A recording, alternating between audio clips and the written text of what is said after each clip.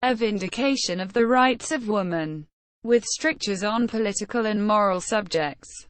1792. Written by the 18th-century British proto-feminist Mary Wollstonecraft, is one of the earliest works of feminist philosophy. In it, Wollstonecraft responds to those educational and political theorists of the 18th century who did not believe women should have an education. She argues that women ought to have an education commensurate with their position in society, claiming that women are essential to the nation because they educate its children and because they could be companions to their husbands, rather than mere wives. Instead of viewing women as ornaments to society, a property to be traded in marriage, Wollstonecraft maintains that they are human beings deserving of the same fundamental rights as men. Wollstonecraft was prompted to write The Rights of Woman after reading Charles Maurice de Talleyrand-Périgord's 1791 report to the French National Assembly, which stated that women should only receive a domestic education. She used her commentary on this specific event to launch a broad attack against sexual double standards and to indict men for encouraging women to indulge in excessive emotion. Wollstonecraft wrote The Rights of Woman hurriedly to respond directly to ongoing events. She intended to write a more thoughtful second volume but died before completing it. While Wollstonecraft does call for equality between the sexes in particular areas of life, such as morality, she does not explicitly state that men and women are equal. Her ambiguous statements regarding the equality of the sexes have since made it difficult to classify Wollstonecraft as a modern feminist, particularly since the word and the concept were unavailable to her. Although it is commonly assumed now that The Rights of Woman was unfavorably received, this is a modern misconception based on the belief that Wollstonecraft was as reviled during her lifetime as she became after the publication of William Godwin's memoirs of the author of A Vindication of the Rights of Woman.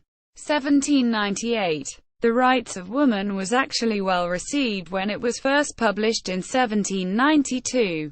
One biographer has called it, perhaps the most original book of Wollstonecraft's century. Historical context. A Vindication of the Rights of Woman was written against the tumultuous background of the French Revolution and the debates that it spawned in Britain. In a lively and sometimes vicious pamphlet war, now referred to as the Revolution controversy, British political commentators addressed topics ranging from representative government to human rights to the separation of church and state, many of these issues having been raised in France first. Wollstonecraft first entered this fray in 1790 with A Vindication of the Rights of Men, a response to Edmund Burke's reflections on the Revolution in France. 1790. In his reflections, Burke criticized the view of many British thinkers and writers who had welcomed the early stages of the French Revolution, while they saw the Revolution as analogous to Britain's own Glorious Revolution in 1688, which had restricted the powers of the monarchy. Burke argued that the appropriate historical analogy was the English Civil War, 1642–1651, in which Charles I had been executed in 1649. He viewed the French Revolution as the violent overthrow of a legitimate government. In Reflections he argues that citizens do not have the right to revolt against their government, because civilization is the result of social and political consensus. Its traditions cannot be continually challenged. The result would be anarchy. One of the key arguments of Wollstonecraft's Rights of Men, published just 6 weeks after Burke's Reflections, is that rights cannot be based on tradition. Rights, she argues, should be conferred because they are reasonable and just, regardless of their basis in tradition. When Charles Maurice de Talleyrand-Périgord presented his Rapport sur l'instruction publique, 1791, to the National Assembly in France, Wollstonecraft was galvanized to respond. In his recommendations for a national system of education, Talleyrand had written, "Let us bring up women, not to aspire to advantages which the Constitution denies them, but to know and appreciate those which it guarantees them. Men are destined to live on the stage of the world. A public education suits them. It early places before their eyes all the scenes of life. Only the proportions are different. The paternal home is better for the education of women. They have less need to learn to deal with the interests of others, than to accustom themselves to a calm and secluded life." Wollstonecraft dedicated the rights of woman to Talleyrand. "Having read with great pleasure a pamphlet which you have lately published, I dedicate this volume to you, to induce you to reconsider the subject, and maturely weigh what I have advanced respecting the rights of woman and national education." At the end of 1791, French feminist Olympe de Gouges had published her Declaration of the Rights of Woman and the Female Citizen, and the question of women's rights became central to political debates in both France and Britain. The rights of woman is an extension of Wollstonecraft's arguments in The Rights of Men. In The Rights of Men, as the title suggests, she is concerned with the rights of particular men, 18th-century British men, while in The Rights of Woman, she is concerned with the rights afforded to woman, an abstract category. She does not isolate her argument to 18th-century women or British women. The first chapter of The Rights of Woman addresses the issue of natural rights and asks who has those inalienable rights and on what grounds. She answers that since natural rights are given by God, for one segment of society to deny them to another segment is a sin. The Rights of Woman thus engages not only specific events in France and in Britain but also larger questions being raised by political philosophers such as John Locke and Jean-Jacques Rousseau. Themes of writings. Wollstonecraft did not employ the formal argumentation or logical prose style common to 18th-century philosophical writing when composing her own works. The Rights of Woman is a long essay that introduces all of its major topics in the opening chapters and then repeatedly returns to them, each time from a different point of view. It also adopts a hybrid tone that combines rational argument with the fervent rhetoric of sensibility. In the 18th century, sensibility was a physical phenomenon that came to be attached to a specific set of moral beliefs. Physicians and anatomists believed that the more sensitive people's nerves, the more emotionally affected they would be by their surroundings. Since women were thought to have keener nerves than men, it was also believed that women were more emotional than men. The emotional excess associated with sensibility also theoretically produced an ethic of compassion. Those with sensibility could easily sympathize with people in pain. Thus historians have credited the discourse of sensibility and those who promoted it with the increased humanitarian efforts, such as the movement to abolish the slave trade. But sensibility also paralyzed those who had too much of it. As scholar G. J. Barker Benfield explains, an innate refinement of nerves was also identifiable with greater suffering, with weakness, and a susceptibility to disorder. By the time Wollstonecraft was writing The Rights of Woman, sensibility had already been under sustained attack for a number of years. Sensibility, which had initially promised to draw individuals together through sympathy, was now viewed as profoundly separatist. Novels, plays, and poems that employed the language of sensibility asserted individual rights, sexual freedom, and unconventional familial relationships based only upon feeling. Furthermore, as Janet Todd, another scholar of sensibility, argues, to many in Britain the cult of sensibility seemed to have feminized the nation, given women undue prominence, and emasculated men. Quote, rational education. One of Wollstonecraft's central arguments in The Rights of Woman is that women should be educated rationally to give them the opportunity to contribute to society. In the 18th century, it was often assumed by both educational philosophers and conduct book writers, who wrote what one might think of as early self-help books, that women were incapable of rational or abstract thought. Women, it was believed, were too susceptible to sensibility and too fragile to be able to think clearly. Wollstonecraft, along with other female reformers such as Catherine Macaulay and Hester Chapone, maintained that women were indeed capable of rational thought and deserved to be educated. She argued this point in her own conduct book, Thoughts on the Education of Daughters, 1787. In her children's book, Original Stories from Real Life, 1788, as well as in The Rights of Woman, stating in her preface that, "My main argument is built on this simple principle, that if woman be not prepared by education to become the companion of man, she will stop the progress of knowledge and virtue, for truth must be common to all." Wollstonecraft contends that society will degenerate without educated women, particularly because mothers are the primary educators of young children. She attributes the problem of uneducated women to men and a false system of education, gathered from the books written on this subject by men who consider females rather as women than human creatures. Women are capable of rationality. It only appears that they are not, because men have refused to educate them and encouraged them to be frivolous.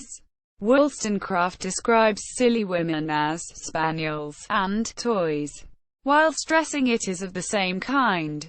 She entertains the notion that women might not be able to attain the same degree of knowledge that men do. Wollstonecraft attacks conduct book writers such as James Fordyce and John Gregory, as well as educational philosophers such as Jean-Jacques Rousseau, who argue that a woman does not need a rational education. Rousseau famously argues in Emile, 1762, that women should be educated for the pleasure of men. Wollstonecraft, infuriated by this argument, attacks not only it but also Rousseau himself, intent on illustrating the limitations that contemporary educational theory placed upon women. Wollstonecraft writes, "Taught from their infancy that beauty is woman's scepter, the mind shapes itself to the body, and, roaming round its gilt cage, only seeks to adorn its prison," implying that without this damaging ideology, which encourages young women to focus their attention on beauty and outward accomplishments, they could achieve much more. Wives could be the rational companions of their husbands and even pursue careers should they so choose. Women might certainly study the art of healing, and be physicians as well as nurses and midwifery. Decency seems to allot to them. They might also study politics, business of various kinds. They might likewise pursue, quote, for Wollstonecraft, "The most perfect education is an exercise of the understanding as is best calculated to strengthen the body and form the heart," or, in other words, to enable the individual to attach such habits of virtue as will render it independent. In addition to her broad philosophical arguments, Wollstonecraft lays out a specific plan for national education to counter Talleyrand's. In Chapter 12, on national education, she proposes that children be sent to day schools as well as given some education at home, to inspire a love of home and domestic pleasures, and that such schools be free for children 5 to 9 years of age. She also maintains that schooling should be coeducational, contending that men and women, whose marriages are the cement of society, should be educated after the same model. Quote, Feminism writings. It is debatable to what extent The Rights of Woman is a feminist text, because the definitions of feminist vary. Different scholars have come to different conclusions. Wollstonecraft would never have referred to her text as feminist because the words feminist and feminism were not coined until the 1890s. Moreover, there was no feminist movement to speak of during Wollstonecraft's lifetime. In the introduction to her seminal work on Wollstonecraft's thought, Barbara Taylor writes, describing Wollstonecraft's philosophy as feminist is problematic, and I do it only after much consideration. The label is of course anachronistic. Treating Wollstonecraft's thought as an anticipation of 19th and 20th century feminist argument has meant sacrificing or distorting some of its key elements.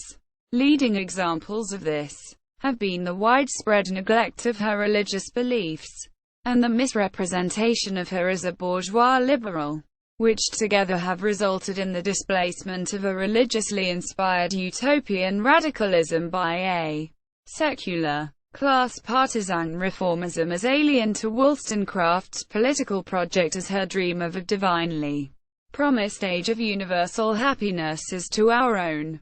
Even more important, however, has been the imposition on Wollstonecraft of a heroic individualist brand of politics utterly at odds with her own ethically driven case for women's emancipation. Wollstonecraft's leading ambition for women was that they should attain virtue, and it was to this end that she sought the liberation in the rights of woman. Wollstonecraft does not make the claim for gender equality using the same arguments or the same language that late 19th and 20th century feminists later would. For instance, rather than unequivocally stating that men and women are equal, Wollstonecraft contends that men and women are equal in the eyes of God, which means that they are both subject to the same moral law. For Wollstonecraft, men and women are equal in the most important areas of life. While such an idea may not seem revolutionary to 21st century readers, its implications were revolutionary during the 18th century. For example, it implied that both men and women, not just women, should be modest and respect the sanctity of marriage. Wollstonecraft's argument exposed the sexual double standard of the late 18th century and demanded that men adhere to the same virtues demanded of women. However, Wollstonecraft's arguments for equality stand in contrast to her statements respecting the superiority of masculine strength and valor.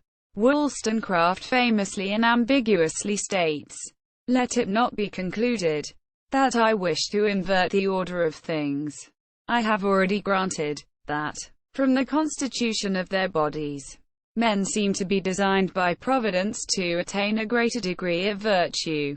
I speak collectively of the whole sex, but I see not the shadow of a reason to conclude that their virtues should differ in respect to their nature. In fact, how can they, if virtue has only one eternal standard? I must therefore, if I reason consequentially, as strenuously maintain that they have the same simple direction, as that there is a God." Moreover, Wollstonecraft calls on men, rather than women, to initiate the social and political changes she outlines in the Rights of Woman. Because women are uneducated, they cannot alter their own situation. Men must come to their aid. Wollstonecraft writes at the end of her chapter of the pernicious effects which arise from the unnatural distinctions established in society. I then would fain convince reasonable men of the importance of some of my remarks, and prevail on them to weigh dispassionately the whole tenor of my observations.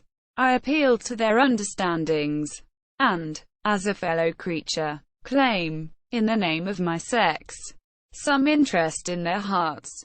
I entreat them to assist to emancipate their companion, to make her a helpmeet for them.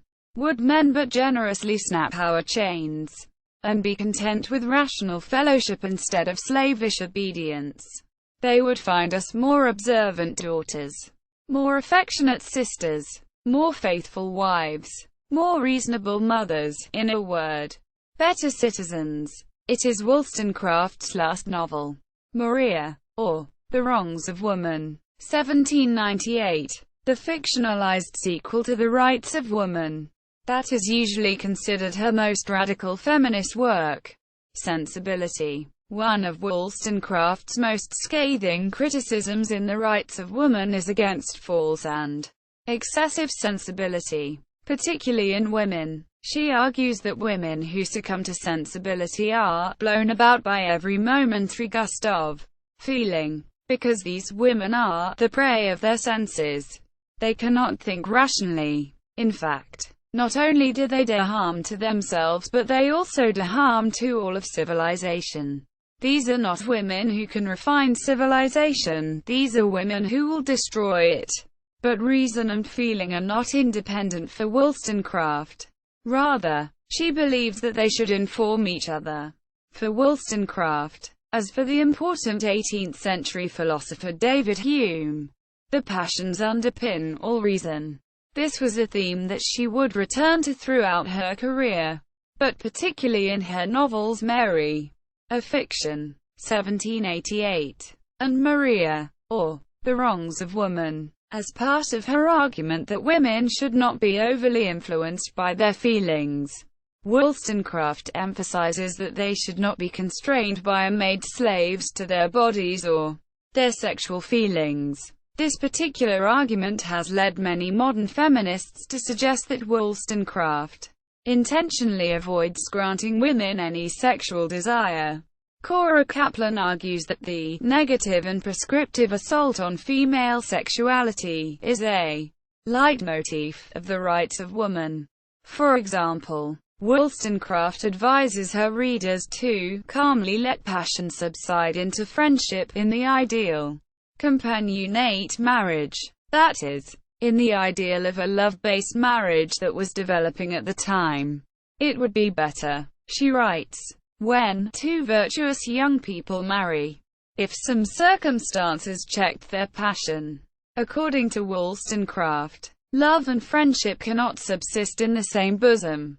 As Mary Povey explains, Wollstonecraft betrays her fear that female desire might in fact court man's lascivious and degrading attentions, that the subordinate position women have been given might even be deserved.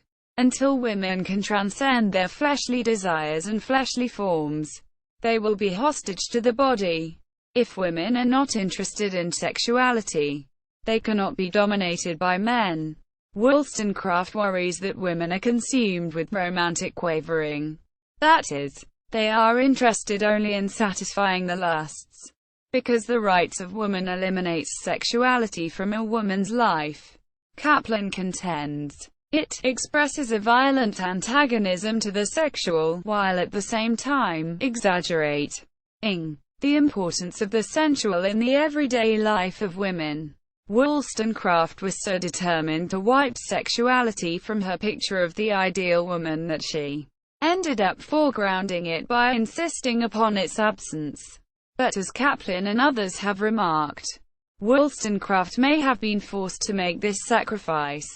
It is important to remember that the notion of woman as politically enabled and independent was fatally linked, during the 18th century, to the unrestrained and vicious exercise of her sexuality. Quote, Republicanism. Claudia Johnson, a prominent Wollstonecraft scholar, has called The Rights of Woman a Republican manifesto. Johnson contends that Wollstonecraft is hearkening back to the Commonwealth tradition of the 17th century and attempting to re-establish a Republican ethos. In Wollstonecraft's version, there would be strong, but separate, masculine and feminine roles for citizens. According to Johnson, Wollstonecraft denounces the collapse of proper sexual distinction as the leading feature of her age, and as the grievous consequence of sentimentality itself. The problem undermining society in her view is feminized men. If men feel free to adopt both the masculine position and the sentimental feminine position, she argues, women have no position open to them in society. Johnson therefore sees Wollstonecraft as a critic, in both The Rights of Men and The Rights of Woman, of the masculinization of sensitivity in such works as Edmund Burke's Reflections on the Revolution in France. In The Rights of Woman, Wollstonecraft adheres to a version of republicanism that includes a belief in the eventual overthrow of all titles, including the monarchy. She also briefly suggests that all men and women should be represented in government. But the bulk of her political criticism, as Chris Jones, a Wollstonecraft scholar, explains, is couched predominantly in terms of morality. Her definition of virtue focuses on the individual's happiness rather than, for example, the good of the entire society. This is reflected in her explanation of natural rights. Because rights ultimately proceed from God, Wollstonecraft maintains that there are duties tied to those rights, incumbent upon each and every person. For Wollstonecraft, the individual is taught republicanism and benevolence within the family. Domestic relations and familial ties are crucial to her understanding of social cohesion and patriotism. Class. In many ways the rights of woman is inflected by a bourgeois view of the world, as is its direct predecessor the rights of men. Wollstonecraft addresses her text to the middle class, which she calls the most natural state. She also frequently praises modesty and industry, virtues which, at the time, were associated with the middle class.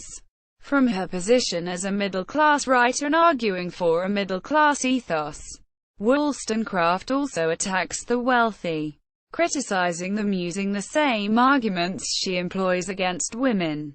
She points out the false refinement, immorality, and vanity of the rich, calling them weak, artificial beings, raised above the common wants and affections of their race, in a premature, unnatural manner, who undermine the very foundation of virtue, and spread corruption through the whole mass of society. But Wollstonecraft's criticisms of the wealthy do not necessarily reflect a concomitant sympathy for the poor. For her, the poor are fortunate because they will never be trapped by the snares of wealth. Happy is it when people have the cares of life to struggle with, for these struggles prevent their becoming a prey to enervating vices, merely from idleness. Moreover, she contends that charity has only negative consequences because, as Jones puts it, she sees it as sustaining an unequal society while giving the appearance of virtue to the rich. In her national plan for education, she retains class distinctions, with an exception for the intelligent, suggesting that, after the age of 9, girls and boys, intended for domestic employments, or mechanical trades, ought to be removed to other schools, and receive instruction, in some measure appropriated to the destination of each individual. The young people of superior abilities, or fortune, might now be taught, in another school, the dead and living languages, the elements of science, and continue the study of history and politics, on a more extensive scale, which would not exclude polite literature. Quote, rhetoric and style. In attempting to navigate the cultural expectations of female writers and the generic conventions of political and philosophical discourse, Wollstonecraft, as she does throughout her oeuvre, constructs a unique blend of masculine and feminine styles in the rights of woman. She utilizes the language of philosophy, referring to her work as a treatise with arguments and principles.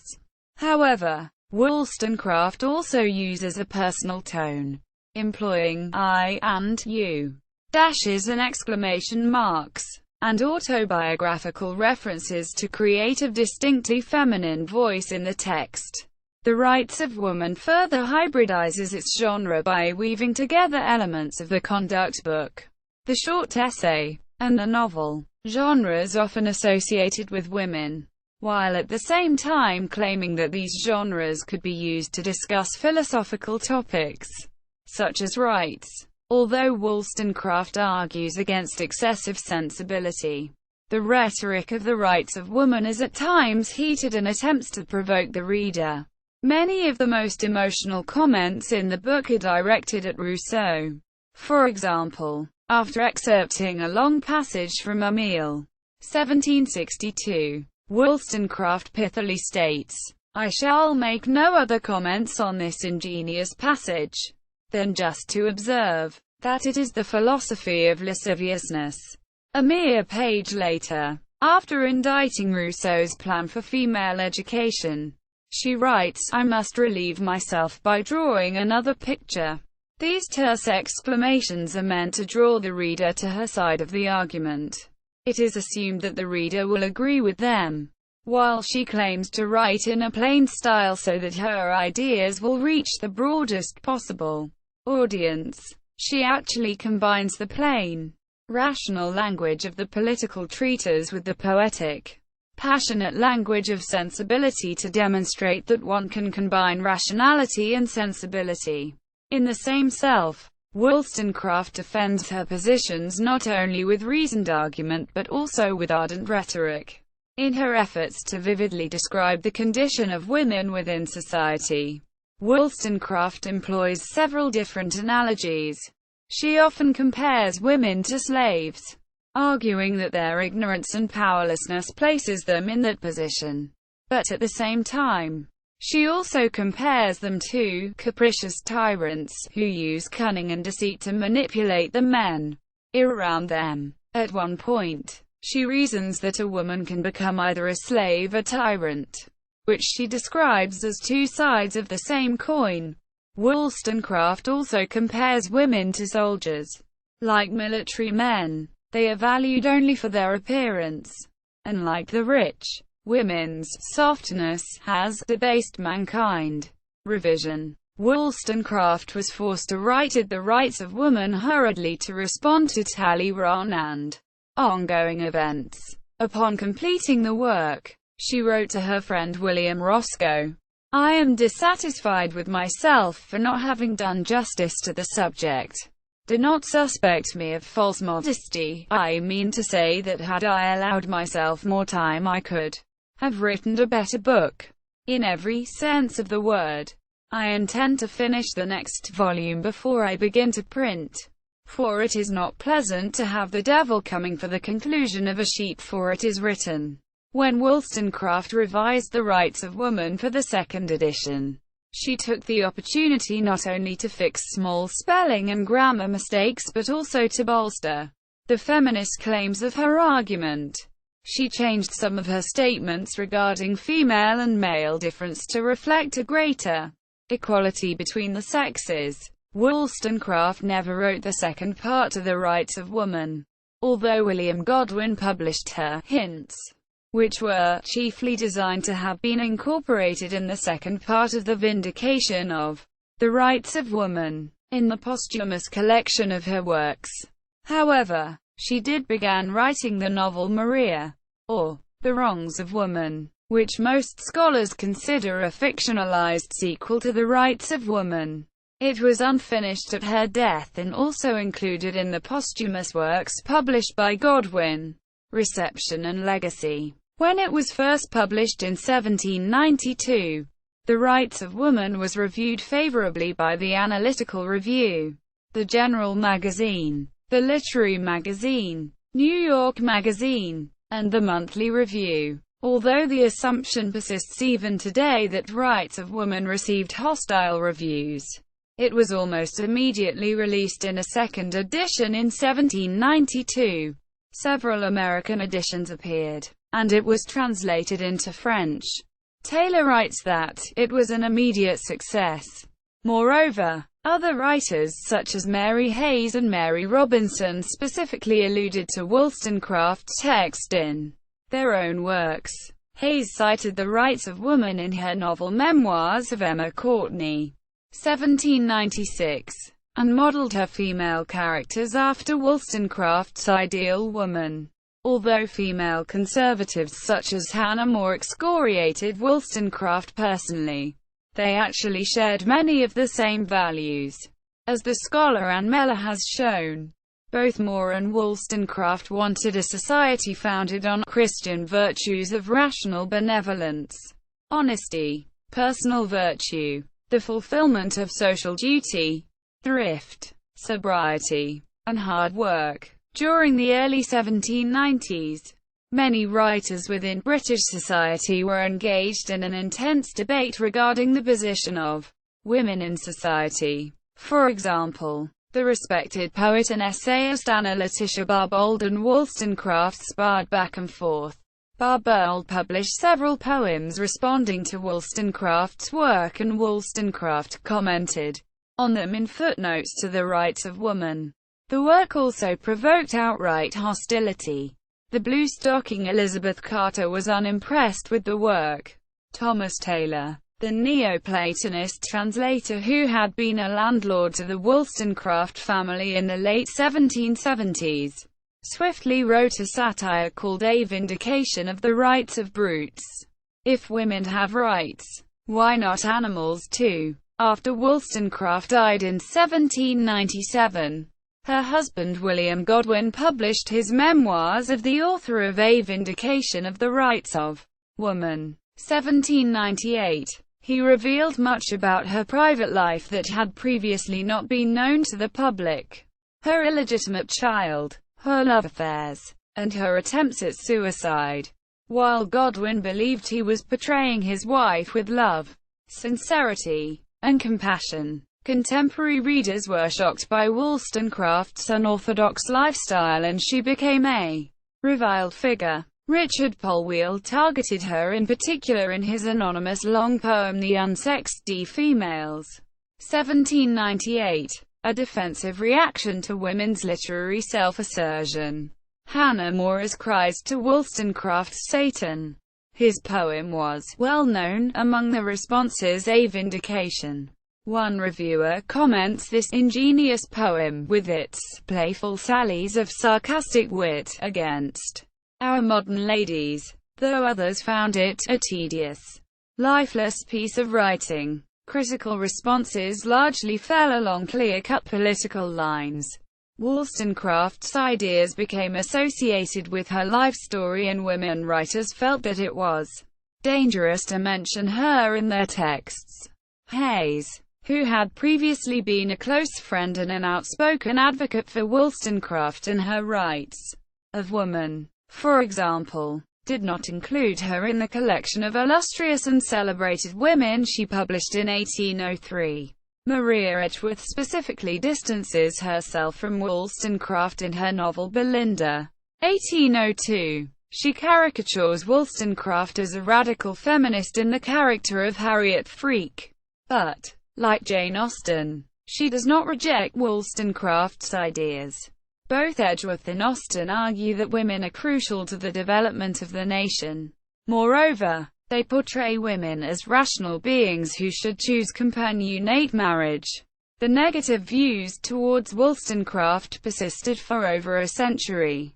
The Rights of Woman was not reprinted until the middle of the 19th century, and it still retained an aura of ill repute. George Eliot wrote, "There is in some quarters a vague prejudice against the rights of woman as in some way or other a reprehensible book. But readers who go to it with this impression will be surprised to find it an eminently serious, severely moral, and withal rather heavy." The suffragist, i.e., moderate reformer, as opposed to suffragette, Millicent Garrett Fawcett wrote the introduction to the centenary edition of The Rights of Woman, cleansing the memory of Wollstonecraft and claiming her as the foremother of the struggle for the vote. While The Rights of Woman may have paved the way for feminist arguments, 20th-century feminists have tended to use Wollstonecraft's life story, rather than her texts, for inspiration. Her unorthodox lifestyle convinced them to try new experiments in living, as Virginia Woolf termed it in her famous essay on Wollstonecraft. However, there is some evidence that The Rights of Woman may be influencing current feminists, i.e. Anhersey Ali, a feminist who is critical of Islam's dictates regarding women, cites The Rights of Woman in her autobiography Infidel, writing that she was inspired by Mary Wollstonecraft, the pioneering feminist thinker who told women they had the same ability to reason as men did and deserved the same rights. See also Timeline of Mary Wollstonecraft. Mary Wollstonecraft A Vindication of the Rights of Men. Notes. Bibliography. Modern reprints. Wollstonecraft, Mary. The Complete Works of Mary Wollstonecraft. Ed. Janet Todd and Marilyn Butler. 7 vols. London. William Pickering. 1989. ISBN 0-8147-9225-1. Wollstonecraft, Mary. The Vindications. The Rights of Men and the Rights of Woman. Eds. D. L. MacDonald and Kathleen Schiff. Toronto. Broadview Literary Texts. 1997. ISBN 1-55111-088-1. Wollstonecraft, Mary. A Vindication of the Rights of Woman. Ed. Miriam Brodie Cramnock. Rev. Ed. Harmondsworth. Penguin. 2004. ISBN 0-14-144125-9. Wollstonecraft, Mary. A Vindication of the Rights of Woman.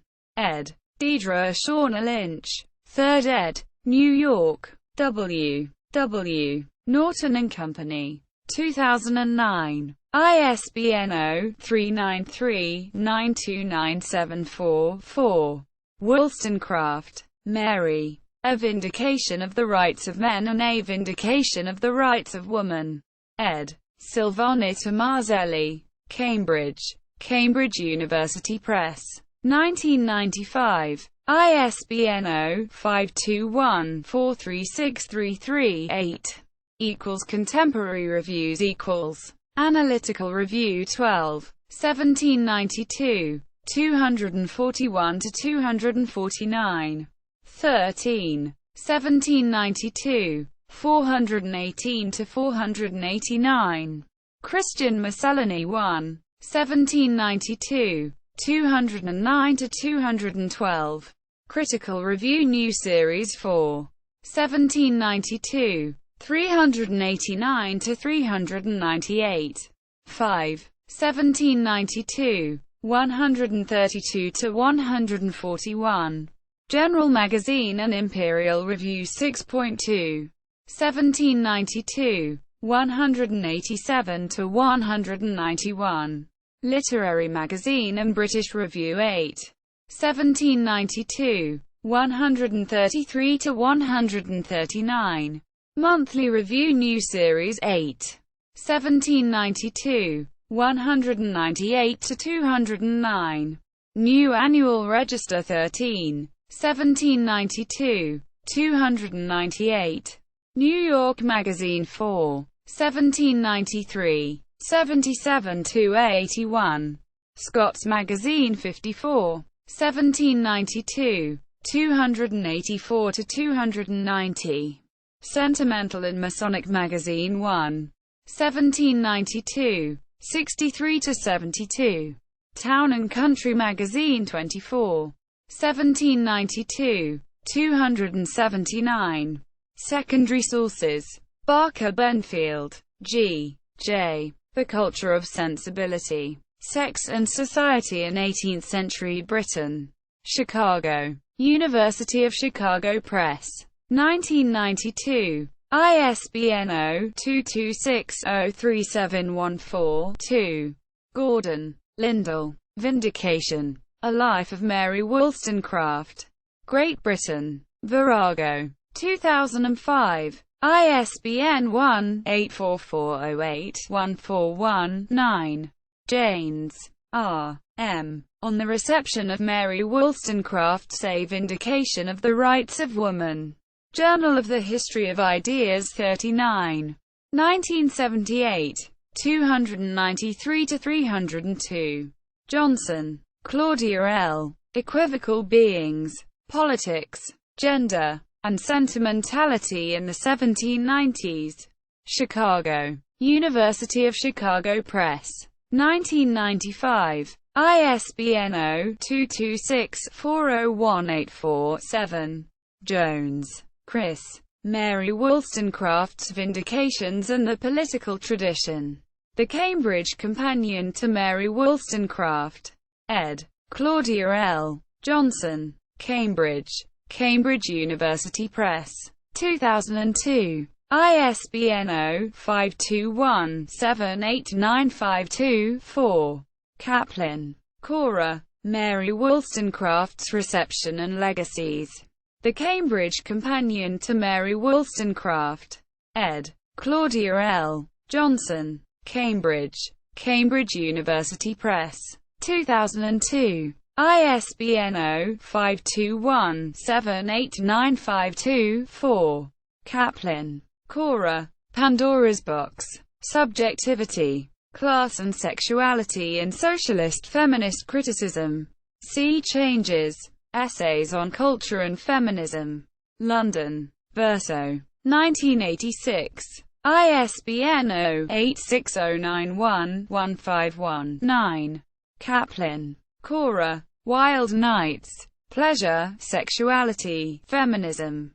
Sea Changes. Essays on Culture and Feminism. London. Verso. 1986. ISBN 0-86091-151-9. Kelly, Gary. Revolutionary Feminism. The Mind and Career of Mary Wollstonecraft. New York. St. Martin's. 1992. ISBN 0-312-12904-1. Meller, Anne K. Mary Wollstonecraft's A Vindication of the Rights of Woman and the Women Writers of Her Day. The Cambridge Companion to Mary Wollstonecraft. Ed. Claudia L. Johnson. Cambridge. Cambridge University Press. 2002. ISBN 0-521-78952-4. Povey, Mary. The Proper Lady and the Woman Writer. Ideology as Style in the Works of Mary Wollstonecraft. Mary Shelley and Jane Austen. Chicago. University of Chicago Press. 1984. ISBN 0-226-67528-9. Shapiro, Virginia. A Vindication of Political Virtue. The Political Theory of Mary Wollstonecraft. Chicago. University of Chicago Press. 1992. ISBN 0-226-73491-9. Sunstein, Emily W. A Different Face. The Life of Mary Wollstonecraft. New York. Harper & Row. 1975. ISBN 0-06014201-4. Taylor, Barbara. Mary Wollstonecraft and the Feminist Imagination. Cambridge. Cambridge University Press. 2003. ISBN 0-521-66144-7. Todd, Janet. Sensibility. An Introduction. London. Methuen. 1986. ISBN 0-416-37720-3.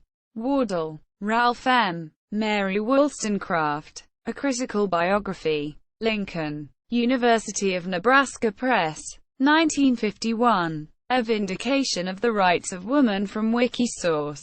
1796 edition of Rights of Woman from Google Books. Rights of Woman at Project Gutenberg. A version of the Vindication. Slightly modified for easier reading. A Vindication of the Rights of Woman public domain audiobook at LibriVox. Mary Wollstonecraft. A Speculative and Dissenting Spirit by Janet Todd at www. BBC. Co. UK. A Vindication of the Rights of Woman. With strictures on political and moral subjects from the collections at the Library of Congress.